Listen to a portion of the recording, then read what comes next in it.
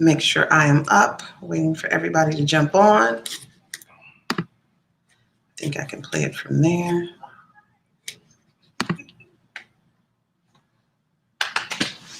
Good evening. Good evening, good evening, good evening. Wait for a few more people to get on. It is Healing Tuesday. I'm excited. I did have coffee today. I was trying to focus myself, y'all. It's been rough. And then I am kind of chill. I got my updo tonight because I've already put in the work concerning this. Hi, April. You love the lipstick? I just did that in a couple of minutes. Thanks, Andre. Oh, wait, y'all can't see what I'm seeing. Well, you kind of can. But I didn't post it on the screen. So yeah, that's a combination of a couple of things, Andre. Excited about tonight. This is our finale, as we call it, of the conversation of living with a mama's boy. Now, I pre-recorded this, so we're going to share a screen. We're going to do it this way and see how this works. This will be something new that I'm trying. I did try to upload it to YouTube so we could play it that way. That's still processing. I've been trying to do that for a while now. But anyway, well, thank you, Andrea. I appreciate it. So tonight we're going to finish up this series, and I think we're finishing it up with a bang. I did the work already. I've pre-recorded it. I was able to pull my friends, Sheri and Glenn Brooks Jr., who wrote this book. Now, the cover looks totally different. They've updated some stuff, but it's a strong... I'm going to give you a strong suggestion to get this book. You will understand why after this interview. We started this conversation by talking about living with a mama's boy and really getting into the book. The book delves into the different types of mama's boys. The book delves into how women perceive what a man is and how man perceives what a man is. And you'll hear me state a few things about what I thought about that in the book. Hey, Nydia! What I thought about that when it came down to me reading the book. Hold on, I want to make sure this is see. And then we went from talking about mama's boys, because you know I'm an equal opportunist when it comes to rolling somebody under the bus. And I was trying to figure out what's the equivalent when it comes to a woman. And then we got into living with the emasculating woman. And that really delved into a lot of different things and how the emasculating woman is fueled by the passive man. But it also got into the fact that we as women do not have any right whatsoever, no matter what the circumstance happens to be, to emasculate a man. And then the thing that I won't say I loved, but I think it was a great revelation to be able to express it and then other men validate what I'm saying. Most men were first emasculated by their mothers, and then it trickled into other relationships. And then from there, we got into last week, some powerful stuff about when you doubt the relationship and how doubt is really fueling all of the questions you have and is fueling the emasculating woman on top of him being passive. And then he's doubting. And so it's causing him to be passive because he's not 100% sure, and neither is she. And then not only that, but then we have what I loved, and we spent a lot of time on last week was this place of our doubts are actually our own issues. And Sarah's like, I'm here, but I'm driving. And we know Sarah's driving into work. We love having you on here, Sarah. And I did see your email, Sarah. I just saw it and I haven't had a chance to get to it, but I promise you I will. But yeah, we got into that, and doubts that you have in the beginning of relationships. They're really a new place, the next level. It's progression, but we freak out. And our doubts are really being disguised, or our doubts are disguised. Really, there are issues. There are stuff. It's really our stuff that we're bringing into the relationship. So I am not going to belabor this. I am going to jump into this. This is a screen share where I am going to show you. Let me make sure I can do this right. Let's see. The entire screen. There we go. We're going to share this one. Let's see how it goes. Oh, see, I'm doing something new, y'all, so I'm excited. Does it let me just click on it? Let me see. Oh, wow. Okay. It's there. So I think I need to go here and hit the button. I'm trying to get the glare off my glasses, so don't mind me. So we're going to jump into this right now, guys.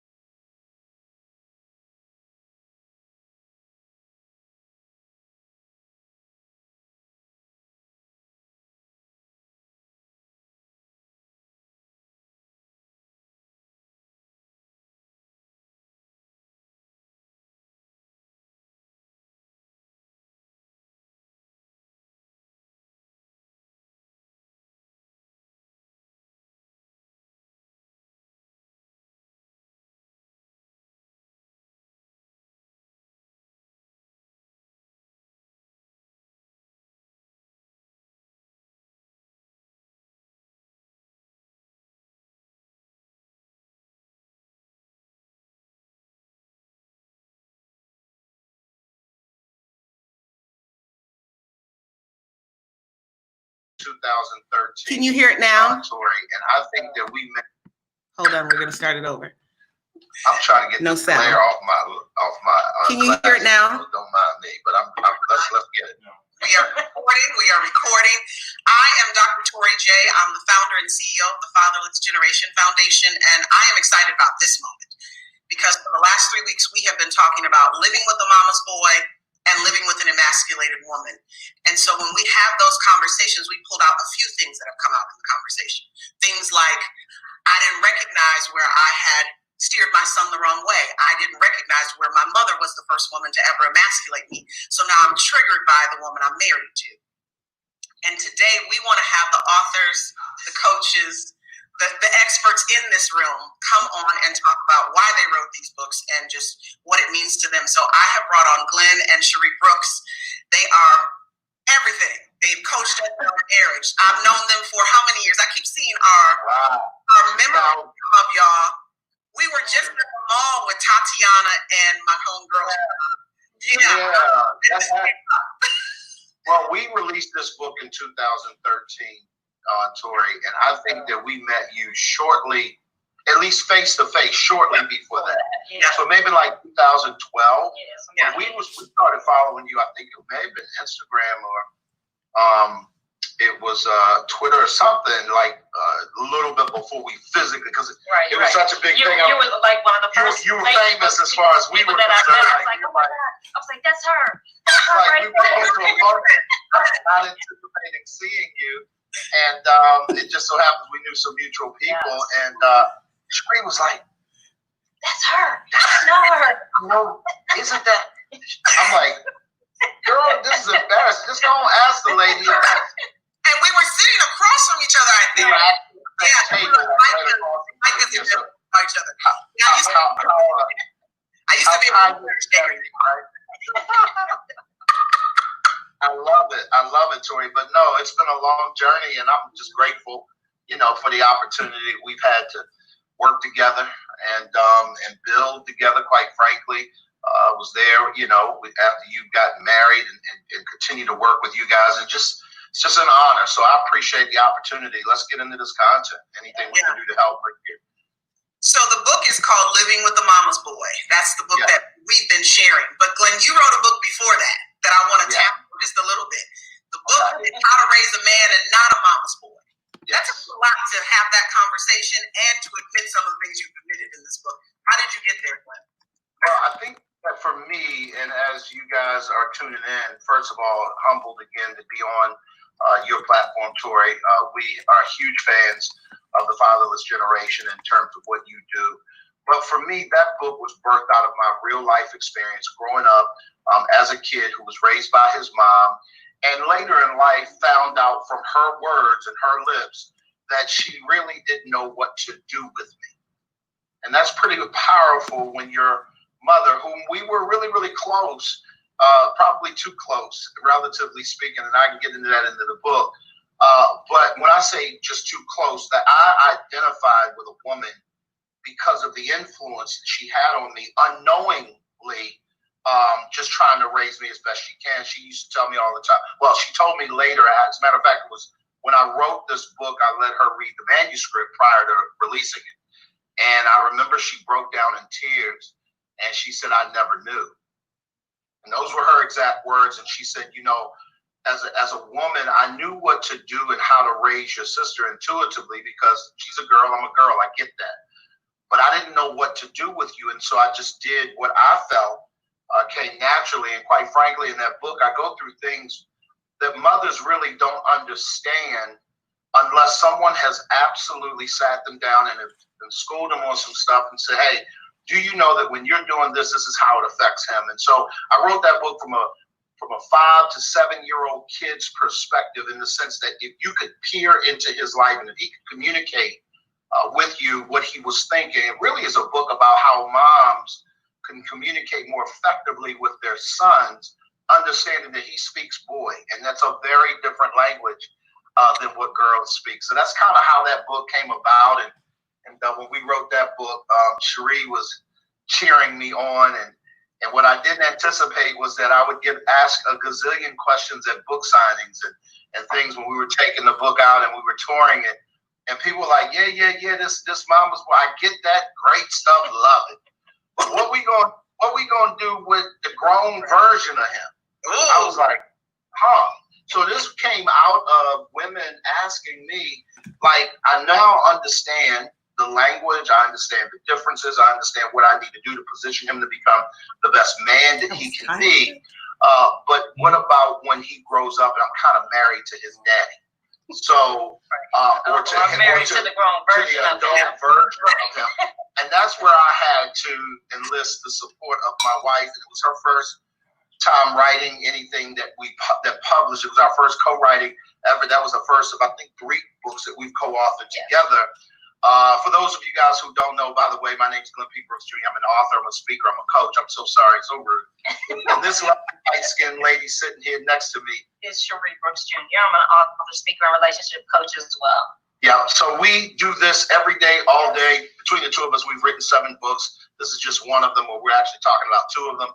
And at the end of the day, we want to help parents connect to their kids in a way that changes the game. And I think, unfortunately, what people don't recognize, Torri, is that the parent part gives you access to them by birth. But it's the relationship building part that gives you access to them by work. And there's they're completely 2 different things. And I think that we assume that way too often. We do. And so now we're talking about the collaboration.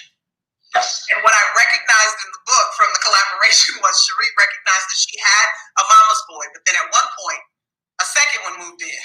And so she was only living with one. She was like 2. Sheri, you got to tell me what that's like. What, right? But I want to hear it from you. Well, she wrote the book, Torri, so I mean, it's still enough. She wrote her part. Right. So when we got married, I learned very quickly that Glenn had some mama's boy tendencies. And I want to say this just for clarification. I know a lot of people, when they think of a mama's boy, they're thinking of this very passive, very they got to be all up under their mother. They're expecting a woman to take care of them type mentality. That was not Glenn's mentality. It was simply that because he had been raised by women, he processed more like a woman, emotionally and even intellectually. He looked at things more from a more sensitive perspective. He was very in touch with his emotions, and he just processed in that way. It had nothing to do with his masculinity at all. It was just the way that he processed. But in that, like Glenn is a talker, which is partially his temperament, but also it has to do with him being raised by women, because women typically are chatty. And so he adopted that. And also when, after we got married, when I had interactions with our son, Justin, from the time he was very small, from before we got married and when we got married. But once he came to live with us, I realized just how much of a mama's boy he was as a child, because I had raised a daughter. I had a daughter. I didn't know anything about raising boys, and I had in my mind this idea of what boys were like. And I realized that he, because he was being raised by a single mother, even though Glenn was very much involved, he was home. His mom was his primary caregiver. He was around his grandmother. And so he had picked up a lot of tendency. You know, if she had stuff to do, if she was going to the salon, she was taking him with her. If she had to go shopping, he was going with her. You know, so he was accustomed to those things. So I would notice little things. He would be like, "Are you going to wear that with that?" I'm like, "Why do you care what I'm wearing? What is this? I don't need you thinking like this." Right. And it was just little things that I picked up on, and I realized that I had not only adopted one mama's boy, the grown version, but also the miniature version. And I realized that there were some things, as much as I'm female, I was kind of the opposite. We kind of flip-flopped in some senses, because I had been raised by myself. You know, my parents were in the home, but I was pretty much left to myself. My father had, he was an alcoholic growing up. When I was growing up, my mom was very distant. So all of my friends were guys. So I, on the opposite end, had adopted a mentality more of a male. Yeah. In the sense that even when it came to relationships, I handled relationships more like a dude than I did a female. So it was like we were flip-flopped in a lot of ways, which was really weird, because it's things that he did that, or the way that he thought and he processed, typically I probably should have been processing that way, but I wasn't. And so it was a really interesting dynamic. We had to learn and identify the differences as I was growing as a woman into my womanhood. He was also growing into his manhood, and then also being able to raise this little man to become a man. After him having been in that type of environment, I realized there were a lot of boundaries, a lot of things that I could not do with him. Because, like I said, I was used to raising a girl, but I realized very early I had to raise him differently. I could not raise him the same way I was raising my daughter. Absolutely. And what I like here is you have three different lenses. Right. The grown mama's boy, yours, which is this masculine energy that if you're raised in a single mama home or some type of dysfunction, every woman has it. We talked about this on our lives, so my people know exactly what I'm talking about. And then now you have the young man, the boy, who's already been groomed to be a mama's boy, and how do you deal with that? So let me ask this question, because it's in my head. So how do you navigate role reversal? Right? Because that's what that is in that moment, processing to have a successful marriage of 21 years, because you guys have been doing the marriage coaching a long time. You know, people opt out at that. That's like a deal breaker for them. Now, recognizing how people's backgrounds, how they're raised, all of that creates that. So how do you navigate this role reversal that's happening in process? Well, I think at the beginning it's being self-aware. I think the fact that we were both very much aware of where we were by the time we got married, like I knew that I had been flowing inappropriately. I wasn't flowing in my role as a wife, in my role as a mother. I had been flowing. I had picked up a lot of stuff that I shouldn't be conducting. And like you said, as being because I was a single parent for a number of years, so I was used to handling my business. I was running everything. I was the head honcho. Wasn't nobody going to be the boss of me. I was running everything. So I realized from the very beginning that I had to learn, and I'm going to say it's a 4-letter word, even though it's more letters to it than 4. I had to learn submission. And I had to learn how to be able to submit and allow him to be the man. Right. So I had to take my pants off and put on a skirt, basically. Baby, you know, half the audience, because they're like, wait a minute, hold up. Right. I can do just as well. Right, but I'm not dealing with it. I'm not. Right. Now, but that is, I mean, that's a mentality shift I had to make. I had to switch from me, you know, being the man, me being, you know, carrying myself in a role where, you know, I was the head. I was going to run everything. I didn't need to check off with you. I didn't need to do any, you know, I was independent. I had to go from being independent to interdependent. And so I think that was the biggest thing for me initially, was making that mental shift And then the action started coming after that once we made that mental shift. So let me just chime in really quickly because I know quite a few people are like tuning out by now. They're like, are they with us, Torri? Okay. All right. So one of the things that I recognized really quickly is that Sheri was doing relationships out of survival. Like most people. Sheri, when I met her, she was doing relationships from a survivalist mentality. And when you, and fellas, let me help y'all understand something so that you're super clear. When you meet a woman, 30 plus, particularly when she's black or brown, she is used to, by default, handling her own business. And that looks like something. So by the time you introduce yourself and you come into the picture, you bring in your kids or your child or whatever the case may be, she's coming from a standpoint of being head of household, super independent. And I'm not saying that there's anything wrong with that whatsoever. As a matter of fact, again, we said that she had to be those things in order to survive. In order for her to make it in this world, she had to become all things to all people that she might keep her sanity. I know that's not how the scripture goes, but I'm just helping you out. So when I come on the scene, and to go back to your question, how did we deal with those role reversals? I too was navigating relationships through survival, and I think that level of self-awareness for both of us came after we sort of migrated from our previous marriages. She had been married twice before. I was married once before. At the time we met, we were actually both separated, heading to divorce court. We were doing a lot of self-work. We were doing a lot of personal development on ourselves when we met each other. So it was in that discovery that we begin to identify some things like, hey, we've been in survival mode all these years. What does it look like to now go from independent to interdependent? And that's one of the things, quite frankly, I think that people get misconstrued in relationships. We're not meant to be codependent. We're not meant to be dependent. We're not meant to be independent. We're meant to be interdependent. That means woven together in such a way where when one picks up, the other leaves off, and there's this mesh, there's this grafting that takes place that allows you guys to walk in lockstep.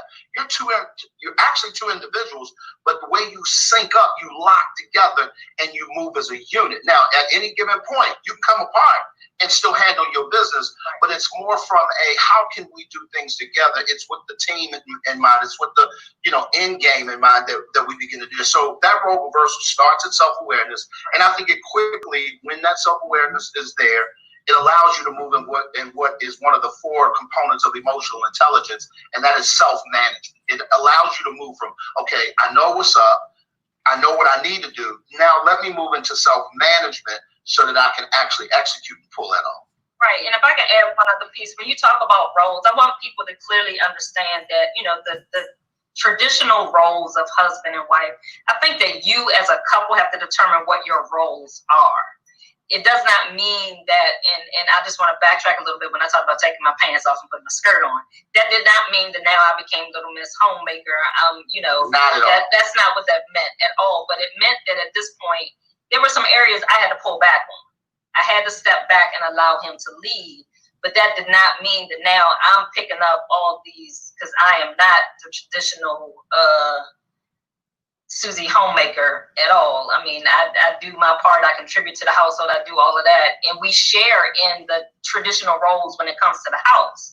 We share in that. We both flow in our strengths. Whatever area we are each the strongest in, that's the area that we take the responsibility for. So Glenn, in a lot of ways, is a better cook than me. So he may cook sometimes. Sometimes I cook. I clean. I mean, it's not I don't want people to get stuck on the term roles. Yeah. Because oftentimes we'll get stuck on that a man's role is this and a woman's role is that. No, I think you flow in whatever your strength is. Absolutely. But I think there should be a pecking order in sense when you are married. The husband should be the lead. He should be the leader, the overseer. Yeah, we're both ex-military, so we think chain of command in that regard. And so there is an order to it, but I think that it's just more organic than it is this whole idea of building something around this one thing that never changes. We've done a lot of talking. You're the host. No, that's what I talk all the time on Healing Tuesday. I am fine. What I like about what you guys are even saying, that I need to mention something, because all of this self-awareness and all this self-work. I made a post this morning on Dr. Torri J, and it was a meme that said, your coping mechanism of protection has now become your prison. And one man answered and said, because of my divorce and the things that I've gone through, I'm raising my daughter, I'm focused on that, and I can't imagine another relationship. He's afraid. And a lot of people who are on this page they're in parental alienated situations. They come from divorces. They're frustrated. And when you guys are talking about this, what they don't know is, Sheri, this is your third marriage. Right. Exactly. Okay, so her third, my second. Yes. Let's be clear that these people have not gotten it right every time, but they have fought through it to ensure that the places they were traumatized, they healed. And that's what this conversation is always going to be about for me. So I want to go to this next place, because there were some key moments in this book that I was like, woo! When I write my book, I got to do something like that. Over here scrambling, trying to write. Now, it was 2013 when we published it. We probably wrote it in 2012. So you're going to have to remind us of what you saw and what stood out. I feel like the artist who done forgot the words of his own song. I really wrote it, but that was funny. So the part that really was like the first part where I was like, ooh, this is powerful.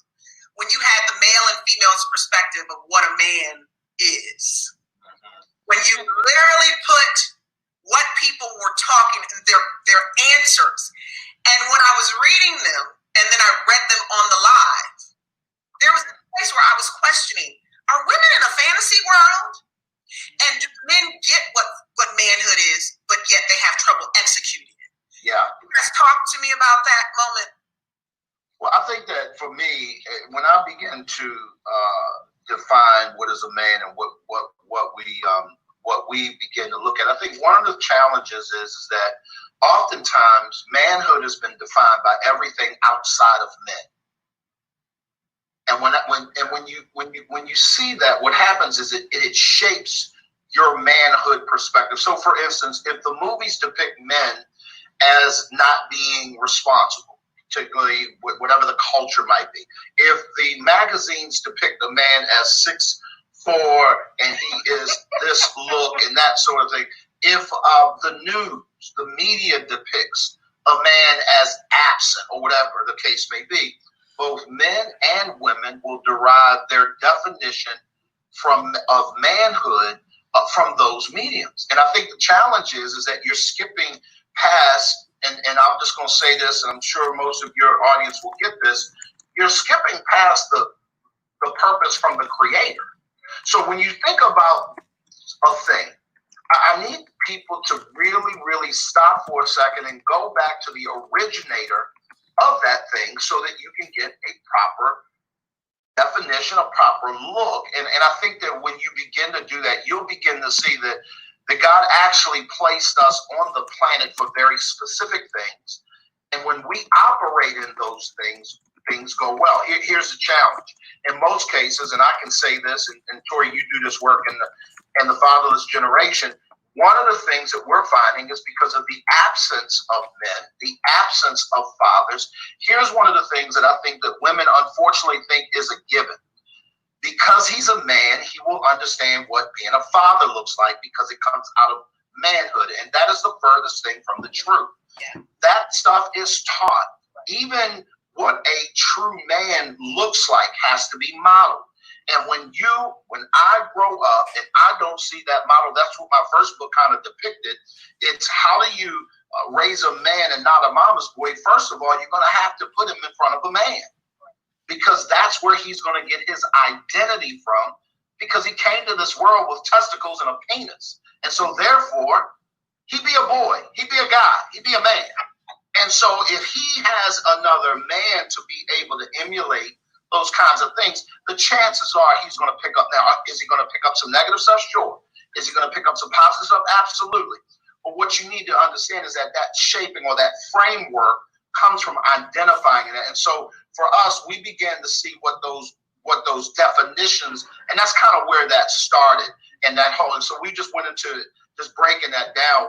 When you see this is what that is. And I think it's a good read for the reader, because I'm not sure that people really stop and kind of looked at it from that perspective. Right. And I think I'm going to go back to what you originally said, Torri. And I do think that women do, we do, our image of men is a fairy tale. Yes. It is. It is. We have this Heathcliff Huxtable image, the prince from Snow White or whatever, this is what a man is supposed to be. And because oftentimes it comes from, because even for us as females, there's a missing father figure.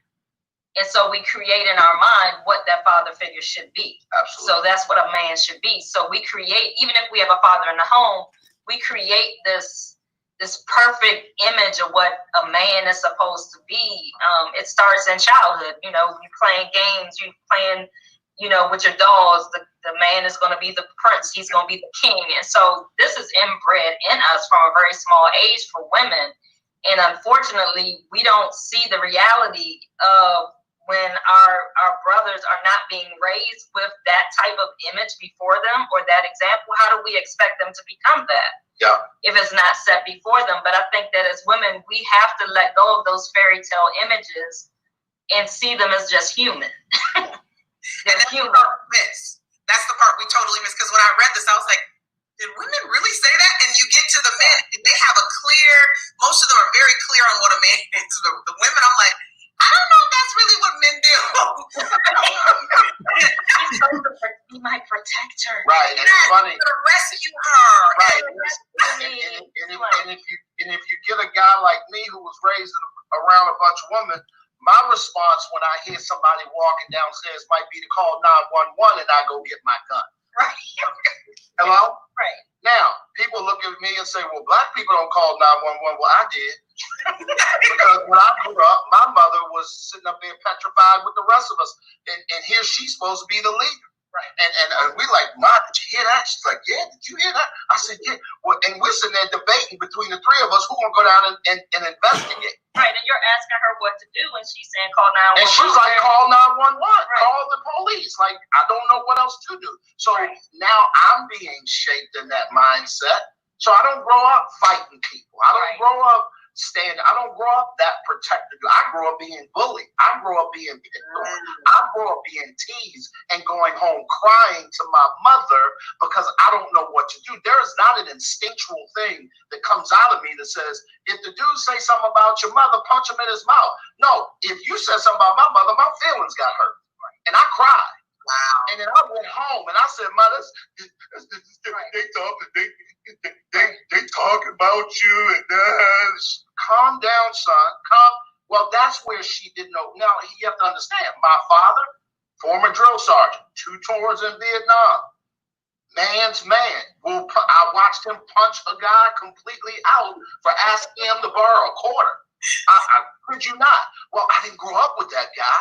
So I didn't know what that looked like. So that's why I think that it's really, really dangerous when we allow outside things to shape. So when you meet me, you have these automatic anticipations of what I should be, and you've not gotten to know me at all. Nothing about your background. Nothing. A friend of mine, we had a very long talk one day, and I pulled this quote from him, and I use it in my speeches now quite a bit because it's a powerful piece to the identity of young men. And young women, but really the young men. He said, I need to be present for my children so I can speak to the good and the bad in them that comes from me. And that's that identity piece that you're talking about shaping. And when you don't have that, you just have what you got. And then you have to navigate this weird space with women who then think that you're coming already together, already. You know, and when you're talking about manhood and then people think you automatically know what fatherhood is, well, fatherhood is actually the leap over being a husband. And absolutely. So we're missing all three because fathers aren't where they need to be. Some are out, some are walk away, some are passed on, some are home, and they're passive because they have emasculating women. And there's so many different tentacles that create the relationships we have. Yeah. started this, I want to get into some of the traits and the types of mama's boys. But when I started the conversation this week, God led me to Adam and Eve. Because if you're going to talk about a mama's boy, you got to have the counterpart, an emasculating woman. Right. Absolutely. Well, who are you blaming? Who's at fault? So when we put Adam and Eve, and Adam standing there while the serpent's whispering to her, passive move, right? And then she takes a bite. Okay, you out of pocket. Now you doubted, right? You doubted what he told you that God said. So now you're questioning his judgment. You're questioning his guidance. You're questioning his protection. You're questioning all these things. And then you then give him a bite, which is passive move. And then God says in the curse for the woman, your desire will be for your husband. And when I looked that up, it said to dominate. It ain't no attraction. It's to dominate your husband. So our DNA as a woman is to dominate and control our husband instinctually and naturally. That's powerful. Like, I can't believe I just discovered this. And these are the reasons why, Torri, I think it's hugely important for people to step back and begin to do some real work and do some real research on what they're about to get into, because I think, unfortunately, your expectations or your unmet expectations will jam you up, because you're thinking that because it's the way you were raised, this is what men do, this is how they roll, and because my father did it, it was right, and that's what you should do. And it's like, bruh, first of all, there's more than one way to skin a cat, number one. Number two, just because he did it that way don't make me him. Number three, you got to do life with me, not him. So you want to get to know who I am, and that starts from who was I created to be. And if I'm off by the creator's outline or blueprint, I've got some adjustments to make. Your father wasn't my creator, nor was my father her creator. So at this point, we got to supersede those kinds of things. And they, too, I think also, kind of stack up as those outside influences that if you're not careful, they will rob you of a really, really great relationship, because you're always trying to compare somebody to something that's basically a moving target, something that's not even really solid for real. Right. Because when we come from these households, that stuff wasn't right anyway. It was dysfunctional. Many it wasn't. Absolutely. And we have to own that our parents, were a man and a woman, not a mother and a father, because that's a hard leap for many people. Mm-hmm. And our father has some of these traits we're about to get into, these characteristics. So, Mr. People Pleaser, oh Jesus! Let's just say the group discovered real quick that Mr. People Pleaser could really quickly turn into Mr. Time Bomb. Absolutely. So, talk to me about Mr. People Pleaser. We're going to go through these really quickly. So really quickly, a people pleaser from my vantage point, I grew up pleasing people in order to feel good about myself. The truth of the matter is that I would not tell you the truth because I couldn't speak truth to me. So if I can't speak truth to me, I cannot say it to you. And thus, I will tell you yes when I really want to say no. So how you think, what you think of me, how you and I interact and engage becomes paramount to my movement. So I'm not going to move if we're out of sync. So I will do whatever I need to do to please you. That is the guy that will often say a happy wife is a happy life. He finds himself tiptoeing through relationships, doing whatever it takes to, quote, make her happy, missing the point that she's human and so are you, and no one has the ability to completely be responsible for another human being's happiness. Now, I can provide the environment for where happy could live, but I cannot cause you to be happy. I can't cause you to be sad. That is your choice. And if I get caught up pleasing you more than I please God, then here's the problem. The problem is going to be that I'm never going to hit that moving target.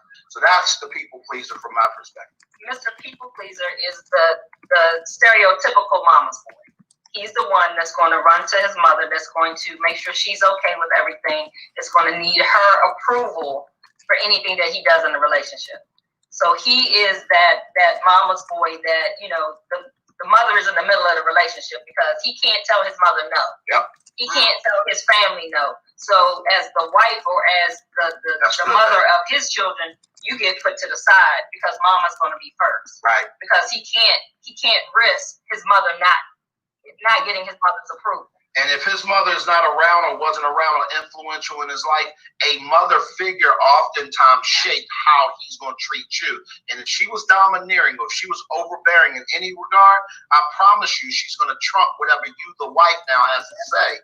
Because at this point, he's got to go find the approval. He's got to make sure he's pleasing mama before he pleases you. And then the other part of it is that he will begin to please you in very much the same kind of way. His goal is to make sure you're straight, and he's going to do whatever it takes to make that happen, even if it's not the right thing. So let's go here, because we've been talking about scripture, tapping around it. No, the Bible says leave and cleave. So what's the issue? What's the problem? Because you went there. No, you're absolutely on it. And the problem is that most people don't read. Most people don't know scripture. Most people don't, if they do, they don't believe it, or they don't live by it until it becomes a problem, and now they want God to fix it. That's the truth. Right, or their mother has become their God. Their mother is their God. Oh, she all up in my memes. I say it all the time. Right. The single mama is a deity. Yes. Absolutely. Does not pull away from her Absolutely. when he's wrong, even when she's lying straight to your face and you know it. Right. Women especially. Now, girls, Sheri, no, we don't.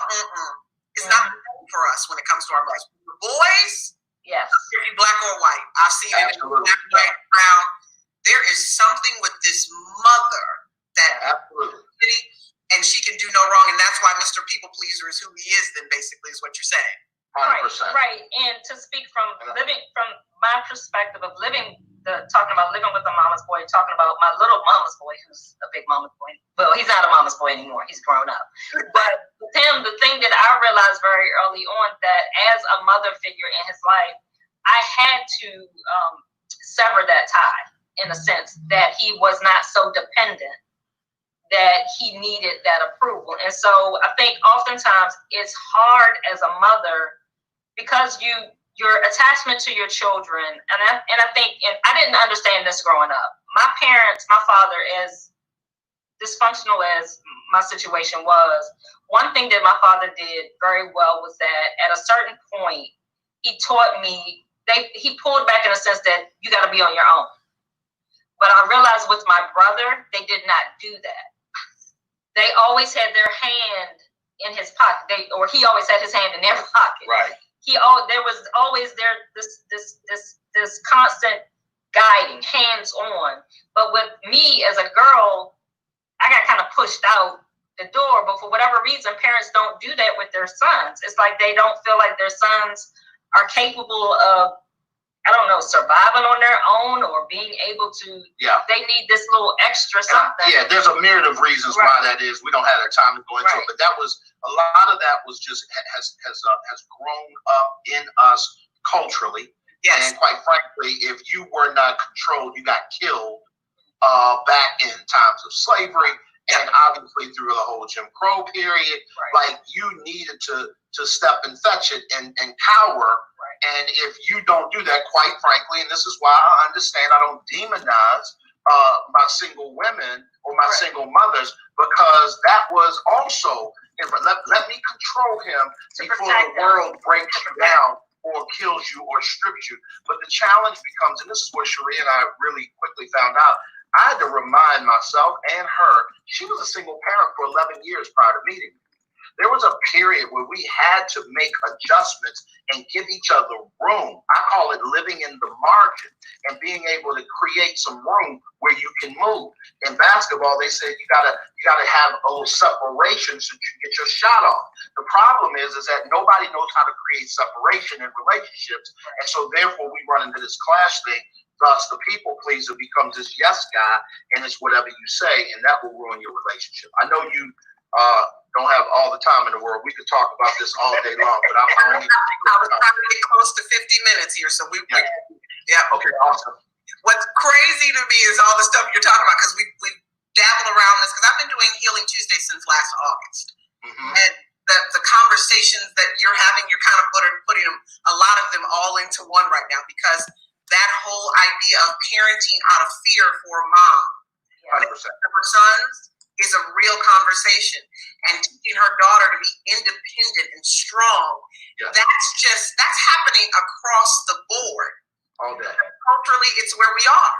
Yeah. Because we believe, or our parents believe, that at some point this woman is going to be by herself. And she's absolutely. Again, we talked about it earlier. It's the whole idea of growing up, learning how to survive and not thrive. Right. You get into relationships, survival mode should stop. Right. Yeah. And now it's about how do we thrive? How do we make inroads together and grow this thing together? That never happens if you never move from surviving to thriving. Right. So let's talk about Mr. Narcissist, because I'm going to tell you, in this community, that word's thrown around so much, I had to do research and really get into it for a month. So let's talk about this guy. He is all about himself. He's all about himself. He is all about himself. Yeah, I met him. I dated him. And didn't like me very much. I did not like him. At all. Oh, you're talking about him at first. Yeah. That's why she had to help me write this book. There's no way I would have attempted to write this one without her. Yeah. He's just all about himself. The world revolves around him. Everything is about him. You can start to have a conversation about your day. The conversation is going to turn to be about him.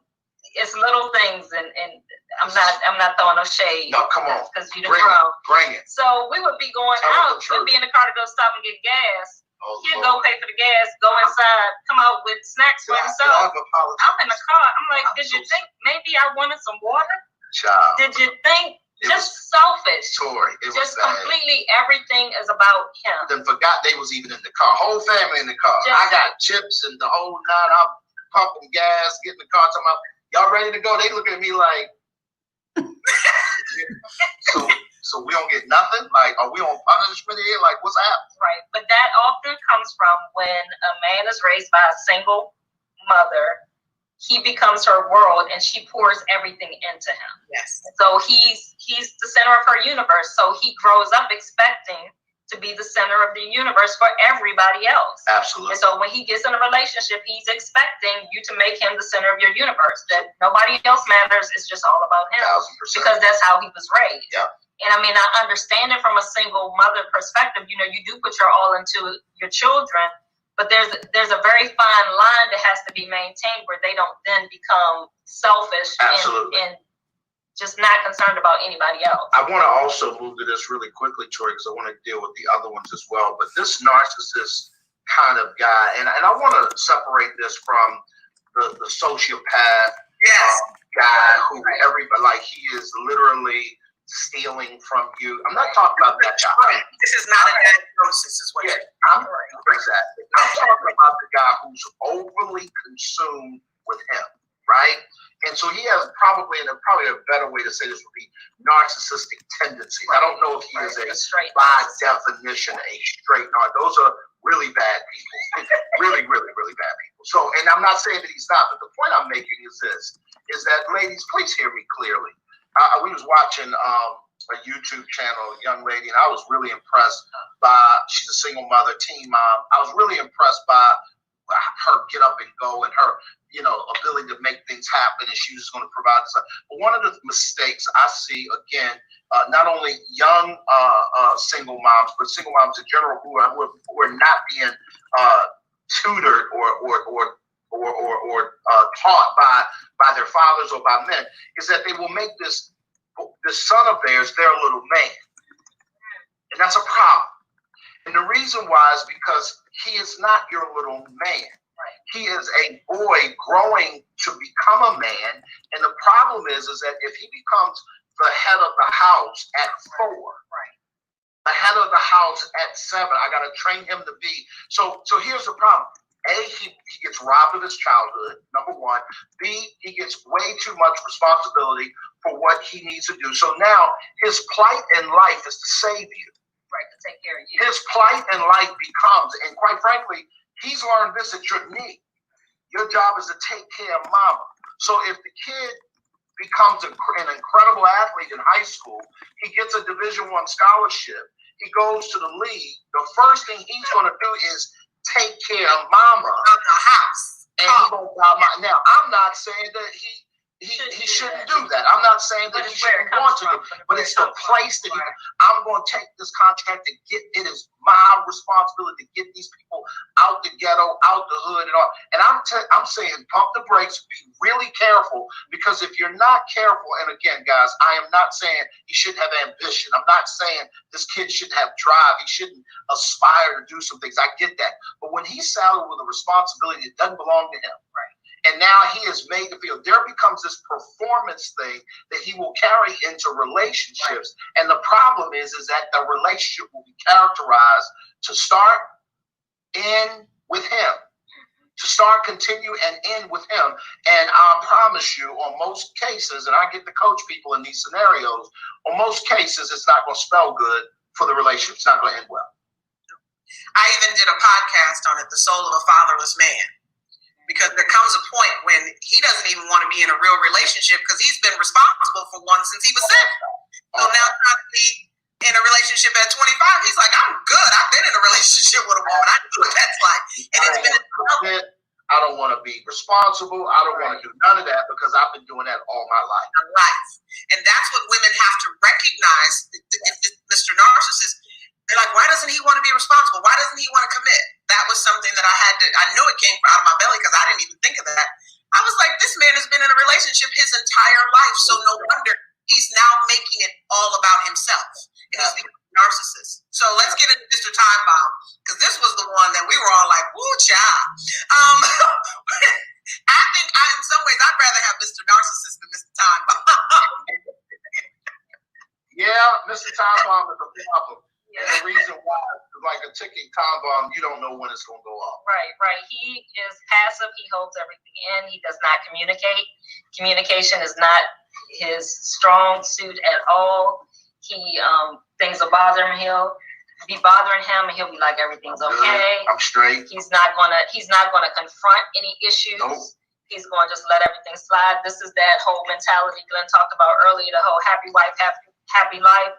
He's going to just let you, whatever you want, whatever you need, you just go ahead and do it. And there's this constant build up inside. He's feeling disrespected. He's feeling overruled. And then it just comes out all at once when he just can't take anymore. And you're completely blindsided because he never learned how to manage his emotions. Because growing up, his emotions were squelched. His mother didn't let him. You're not allowed to get angry. You're not allowed to express your feelings. So true. And so when he becomes an adult, because he doesn't know how to do that, it builds up. And when it comes out loud. It comes out wrong. It comes out real rough. And if you're on the other end of it, it definitely is a time bomb exploding. Yeah, one of the things that I want to caution ladies with when you're dealing with a guy like this, he will often show himself and reveal himself when backed into a corner. And so when you're dating, if you're not careful and you don't pay attention to, well, have we ever had an experience where he was in a corner and you can't say that you have and then you get married? And so his first experience is 2 years in when he loses his job and he's backed up into a corner. And now you have to watch him unfold and sort of navigate through that. And it doesn't happen with every guy, but if he's Mr. Time Bomb, what you will begin to do now is see the smoke. You will see I'm not doing this well, and there is this pacing kind of mindset that he has, and he's not doing well. And quite frankly, he can't communicate that because he's used to not talking. A lot of times from a temperament standpoint, if you've ever taken the DISC assessment, this guy's probably a high C. We call that the turtle. And he's generally highly analytical. He lives in his mind, and he's going to work it out. And so he's trying to figure out the answer to the problem before he says anything. And the reason why that communication is delayed is because he hasn't gotten the answer yet. And unfortunately, he can't tip you off to where he is until he explodes. And then that's when it all comes out, because now I've got it. And unfortunately, that explosion generally has quite a few casualties in its wake. Yeah. That one right there, I was like, that's a turtle. All day long. You need to take this assessment that Glenn and Sheri provides. We call it Welcome to the Jungle. But it really breaks down your personality, your temperament, and it gives you how to communicate effectively with the other person you're in relationship with. And it's helped me tremendously. Yeah, absolutely. That I have some domineering tendencies, but I'm an ambivert, right? I'm introvert, extrovert. but then when I'm stressed and frustrated, I turn into a turtle to a certain degree. And so Bart pointed out, I'm pretty balanced in this weird kind of way. Yeah. And we don't have all four of those animals in us. The question becomes, which one is going to take precedent over the other one? And a lot of times that's based on your education or lack thereof, and the other one is just purely your environment. What's pressing you in order to get that particular animal to rise up? Well, I want to ask this question because it was one that was posed this week. And it was posed by my husband, and another person asked probably almost at the same time. And I think it fits well with Mr. Time Bomb. How do you get a man to break down his walls when he's Mr. Time Bomb? And he's always been that. I was literally doing this on the live because I wasn't prepared to ask that question. He's not here. Ready. Yeah. Yeah. How do you get a man to break down his walls, Sheri? Well, I think you have to create a safe space for him. You have to create an environment that draws him into conversations when it's not in crisis. And so you have to create an environment where you develop communication when it's not crisis, so that he feels safe to be vulnerable when it is, when he is when his emotions are high or when something's going on with him, he'll feel vulnerable. So that looks like, talking to him about things that may be somewhat sensitive and making sure that you don't make those little facial expressions, those little snide comments, being very aware of your demeanor when he does attempt to be vulnerable. Because with a person who is with the person that is a ticking time bomb, they will retract back very easily if they do attempt to step out. And so if they see the slightest sign that they're not being affirmed, and so it's giving them constant affirmation. Which was hard for me because I grew up with the mindset that, you're just supposed to do what you're supposed to do. Right. Why do I have to tell you you did a good job taking the trash out? Take the trash out. Take the trash out. That's what you're supposed to do. Right. But I've learned that he needed affirmation. Yeah. And so I have to constantly give affirmation so that he realizes that he's safe. Yeah. Yeah. And one of the things I do want to add to that is that when you ask the question, how do you get this guy to talk? I think the truth of the matter is that you have to make sure that he understands that he's valued in a way that you need or you super desire his opinion on matters. And again, Sheri hit the nail on the head. This starts in non-crisis time. When you create an environment that's conducive for a turtle to come out of his shell, here's what I know. They will stay out of their shell. You ever notice the behavior of turtles, particularly on the shorelines of where they may habitate? The truth of the matter is that they'll come up on the shores and they will stretch out, head out, legs out, tail out, and just dry out, relax. They don't stay up in that ball all the time. The truth of the matter is that their environment is warm. It's sunny out. There's nothing threatening. And so if you can understand it's your job to really lean in and really get inquisitive. That's the other thing I would tell you, Torri. You got to ask a lot of questions. This is where assuming will ruin you. Yes. Assumptions in this place will absolutely lead to your downfall if you're dealing with Mr. Time Bomb, because you're going to assume you know where he's at, what he's thinking, why he's thinking. And I always tell people, listen, the older I get, the more I realize that assumptions will have me out there. And let's be honest, by definition, if it's an assumption, it means you don't have all the answers. Right. You don't have all the facts. That's why you call it an assumption. If it was factual, it wouldn't be an assumption. So I'm going to ask you to ask, not assume. And so when you ask, here's what I love about turtles. They love giving an answer because generally speaking, they're right. It's because of their highly analytical nature. They're the ones that have done that research in their mind for weeks. And now you've asked the right question. And so now you position yourself to let them talk, and then you get to know how to navigate, and thus you diffuse that time bomb from going off. And before you know it, you got a situation where, you know what, now it's not nearly, that bomb is actually a dud. It just ain't gonna go off like that. And I think the thing that I'm really learning in my process is when you get a turtle to talk, it's not about having a rebuttal or even a dialogue and conversation. No. They just want to talk. And because I'm a dialoguer, it's met with, oh, you don't care about what I'm thinking. And it's like, oh, I'm just supposed to be submissive, right? I'm just supposed to let her talk. This is a turtle right here. Right. Yeah, you're just supposed to let the person talk. Let me just shut up and listen. And listen and be submitted in that moment. And it's not about dialoguing. And as a woman who's married to a turtle, I've definitely gotten that. I'm working on that because of my temperament, but I'm like, I got this. Yeah, it's all a work in progress. I got this. We had a moment the other night, and I was like, you know what, babe, you're right. But in my mind, I'm thinking, I don't know, but okay. Right, I get it. So let's get down to this last one, and then I'm gonna have you guys tell people how to reach out to you. So, Mr. Sensitive, this is the one that I think a lot of women remember when I asked them the different characteristics and or types of mama's boys. Most of them remember Mr. Sensitive. So let's talk about Mr. Sensitive quickly here.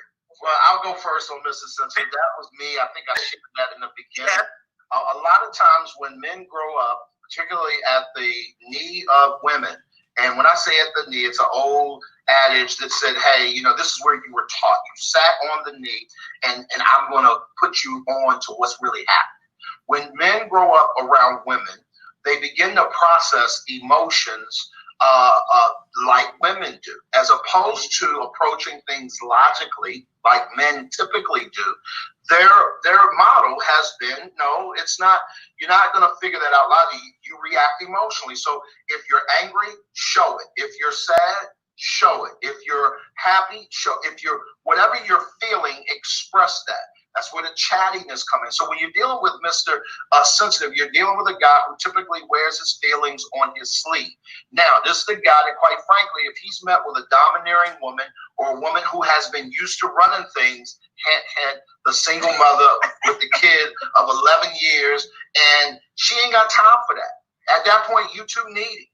Why do you care about that? Come on, man up, bro. What's wrong with you? Why are you all sensitive? Why you can't take a joke? So at this particular point, it's not about those things. It's about you're dealing with a person who feels. And quite frankly, they're very in touch with that. And if you want to really, really begin to associate with that, you really have to allow this person to invite you in and show you better than they can tell you. These are people, they want to show you how they tick. And I think, unfortunately, they're met oftentimes with people who ain't got time for that. And because of that, you don't learn that, no, that's the game. And the fact that, I'll put it this way, and I'll let Sheri chime in real quick. He will do something. You'll go, aw, like, that's endearing. I like that. That's really cute. But that's really who he is. Right. And so when he does those things over and over again, becomes bruh. Like, okay, all right. You know what I'm saying? So what you have to remember is that little moment, that's probably who that guy is. And unfortunately, if you don't recognize those things, you won't know how to navigate that. So that's my take on this. Oh, by the way, he is probably a high I on the DISC assessment. And we call that the flamingo. He's highly sociable. He has a ton of friends. He will, he doesn't hold grudges very long. And a lot of female friends. A lot of female friends. But that's the way he was before you met him, I promise you. Yeah. So you're going to have to probably deal with that on some level. And we're not talking about boundaries because I think that can get out of hand and you got to figure that out. But that is a real thing with him. Right. So, Mr. Sensitive, most women fall in love with him initially because he's the one, he knows when you need something, or he's very caring. He's very hands-on. He's the romantic. He's in tune with you, unlike anybody you've ever dated before. He just gets me. He understands me.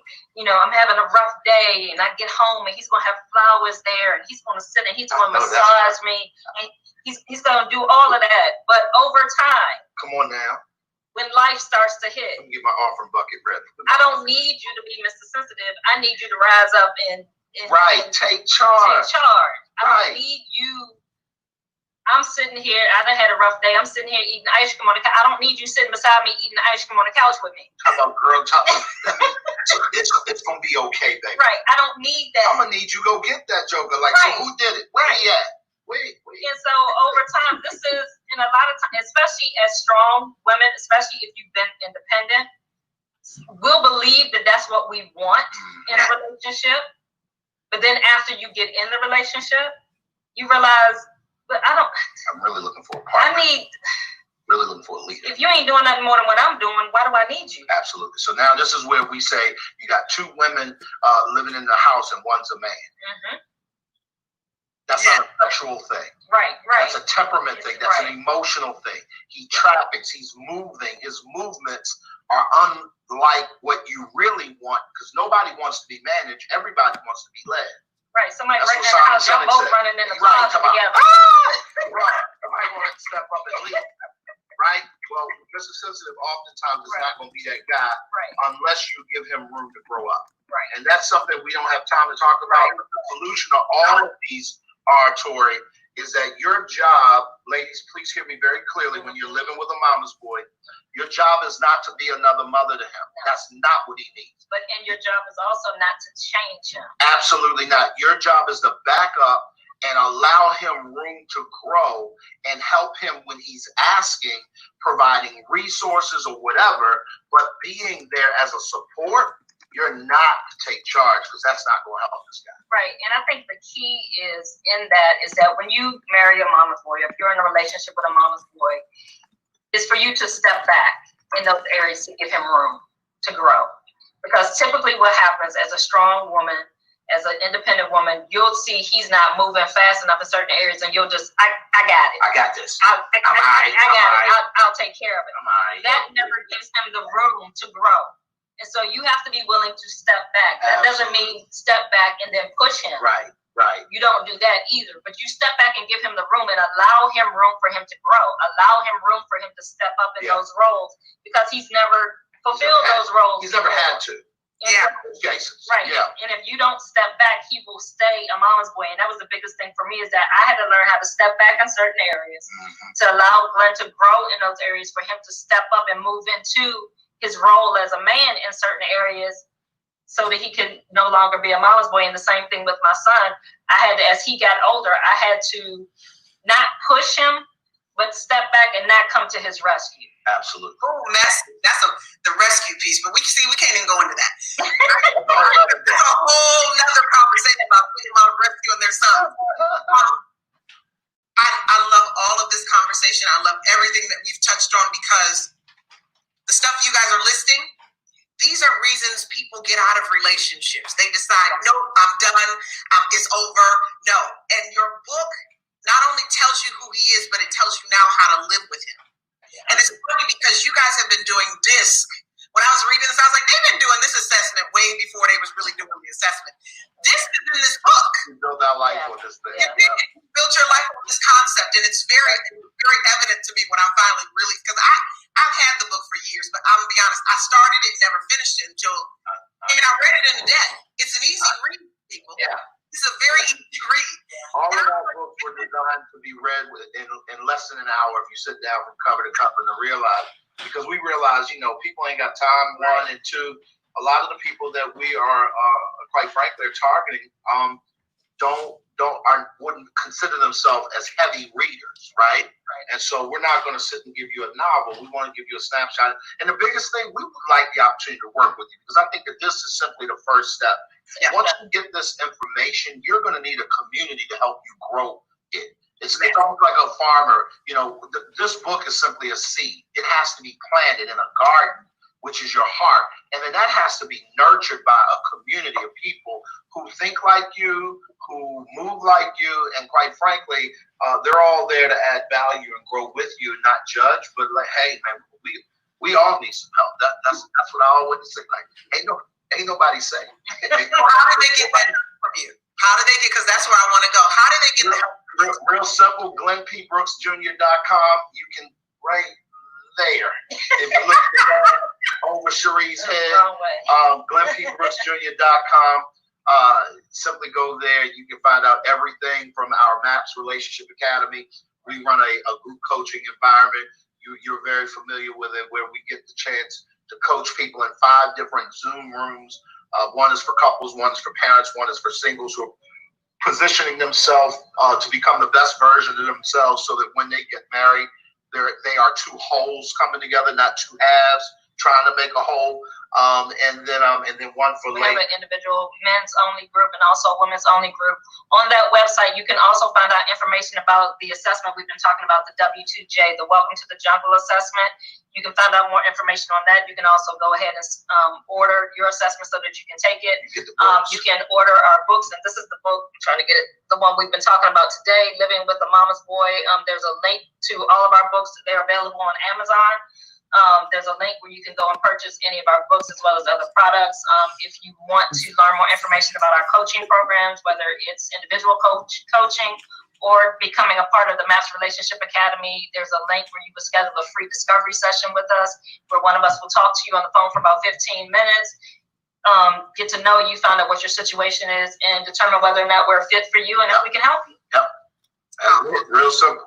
It is simple and it's awesome. And it's nothing like being in a room with a group of people. So I'm going to end this live because I think it's amazing what we covered tonight. I'm Dr. Torri J. I'm the founder and CEO of the Fatherless Generation Foundation. And what we proved today is you not only can live with a mama's boy, but you can also break the cycle. Thank you guys so much. Okay, you guys don't have to jump off. But that was pre-recorded. I know some of you were chiming in and I needed you to chime in. I'm grateful that you guys watched. You're like, she looks different. It was not magic trick based on those who jumped on later. That was a pre-recording that I did with Glenn and Sheri, who have been, individuals that I've known for a while, and then they became friends over a period of time. And then really we got to know them, my husband and I, together as we went through and have been through their marriage academy and have been a part of their coaching. But they wrote an awesome book, and I wanted to make sure that there was other elements to our conversation as we were dealing with this. And what better way to bring the conversation to a close is bring the authors on. I saw some amazing conversations happening and some comments on here. I'm gonna start right here really quickly, and then we're gonna get off. Nydia says, I step back and think I'm no longer needed and wanted around. I think a lot of individuals do that. I don't think just you as a woman does that, Nydia. I think men do that as well. Let me go back. There was something. I wanna also bring up this topic of happy wife, happy life. For the men who are watching on here who have been married and you did that, those who are from the unmarried father, those who are chiming in from different places, I need you to recognize that that is a lie. You are not responsible for someone's happiness. What you're responsible for is creating an environment that is loving, that is safe for them to thrive. You're not responsible for your wife's happiness, and ladies, you're not responsible for his happiness. We as individuals are responsible for our own happiness.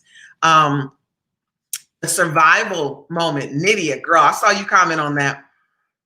That one, even when she said it, Nydia says, I never thought about being in a relationship because of survival.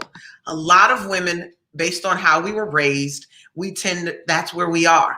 It's a survival mechanism. And then once we've been in survival mode as single women, and then all of a sudden we get in a relationship and we don't realize that we're now operating from that place still while in a safe place. Unmarried fathers, this was really good. Men need to understand the four roles of manhood: leader, warrior, servant, companion. Powerful statement right there. I want to also reiterate that I typed in here because I was able to chat with you guys tonight. Both people are responsible for the dysfunction in their relationship. It's not one person solely responsible. So when we're looking at the living with the mama's boy and the emasculating woman, living with the emasculating woman, both of them are equally responsible for their part. So I know people were asking, well, who's responsible? And it's like, why are we looking for the blame game? Both are responsible. Robert, I see you chiming in here. We did get into this a little bit last week about creating a safe environment, but I wanted to make sure we answered or asked that question so it would be answered by those who wrote the book. A man has to trust to bring the walls down. No other thing will bring them down. So ladies, they gave us some real, okay, no, I want to go to this one. They gave us some real pointers. Draw him in when the relationship is not in crisis. Not when you got something to tell him, not when you're mad about something, but when you're just chilling and you're relaxing. You bring them in by asking questions. You bring them in by asking not questions about the relationship per se, just in general, just life questions. Pick his brain. Let him know you're intrigued with his mind and you want to know what he thinks. It says our affirmations are necessary to our partners. It shows value and that we need him.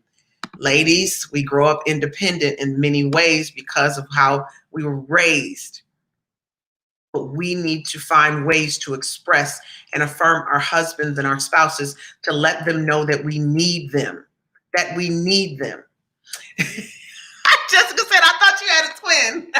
No, girl, you jumped on late. That was funny.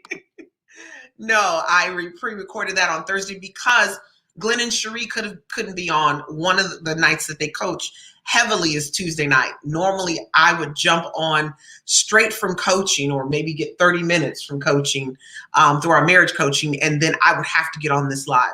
And this season, we're not doing the marriage coaching with them, but we did it for a year and a half. And I can tell you it's powerful. It's a powerful community. Sometimes you need a little bit more, but that means that you maybe need therapy. They're coaches, and that's what you have to understand. You're so welcome. Robert, we'll talk at some point. Just inbox me if you have any questions or you want to talk about something. Let me see. Oh, Jessica said, right. I always told myself I don't ever want to need a man, but I grew up without a healthy father-daughter relationship. Yeah, that's the stuff we're taught. That's the stuff we lean on. And it's dysfunctional, and it shows that we need healing. It shows that we need a place to grow. And most times, the relationship you run from is probably the one that's going to help you grow the most. Woo! How about that? I heard this from an older gentleman this week, Robert. He said, it's hard to find someone that just loves you for you instead of what you can offer. I believe there's a balance, Robert. It's women are looking for security, and unfortunately for some men, that's financially, or that component of finances is there, but some women lead with that and they just really want to be taken care of. And there has to be a balance that we all find. I don't want to keep you guys on any longer. We've already been over the time that we were normally on. I am so excited and grateful that I was able to pre-record for the first time and then share it on a live and have it go to all our platforms. We are now live on Facebook, YouTube, and Periscope at the same time. LinkedIn is supposed to be one, but it keeps bouncing back, and so I'll worry about that later. But those are the 3 platforms we are currently live on. It gives us more of an audience and more people who can tune into what we're doing. I can tell you that I'm super grateful, because although you can only see a few numbers up there, I'm gonna tell you it has been anywhere from 1,000 to 2,500 people watching at a given moment, because there are different people doing watch parties. There are different people sharing it on their pages. If you guys want to do a watch party, just click and share it at a later date. That could be one of the ways that you share it on your platform. These conversations are imperative. They are necessary for the Fatherless Generation Foundation to help you grow and to help fatherless individuals heal. If you do not go through these things, you won't be able to heal from the cycles that you're repeating. And that's why Healing Tuesday is what we do. Now we are generating, just getting more people to interview with us. So Fridays, we're going to add a couple of other components, like the impact of fatherhood, the impact of fatherlessness. I actually was able to interview 2 people, Chris Cole, victims of family law, this past Friday, as well as Ryan Powell of the Unmarried Father.